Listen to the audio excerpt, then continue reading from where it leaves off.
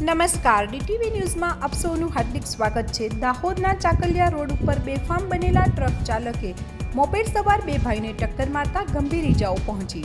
દાહોદના ચાકલિયા રોડ ઉપર બપોરના સમયે શાળામાં એડમિશન કરાવી મોપેડ ઉપર આવી રહેલા બે ભાઈઓને પાછળથી આવી રહેલા એક ટ્રક ચાલકે ટક્કર મારી હતી, જેને કારણે બંને ભાઈ પટકાયા હતા, જેમાં બંને ભાઈ ઇજાગ્રસ્ત થયા હતા।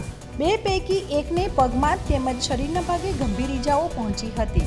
બનાવને પગલે આસપાસમાંથી લોકો દોડી આવ્યા હતા અને પોલીસને જાણ થતાં પોલીસ પણ ઘટના સ્થળે દોડી આવી હતી। 108 મારફતે બંને ભાઈને દાહોદની ઝાયડસ હોસ્પિટલ ખાતે સારવાર અર્થે ખસેડવામાં આવ્યા હતા, તેમજ પોલીસે ટ્રકને કબજે લઈ પોલીસ સ્ટેશન લઈ જઈ કાયદેસરની કાર્યવાહી હાથ ધરી હતી।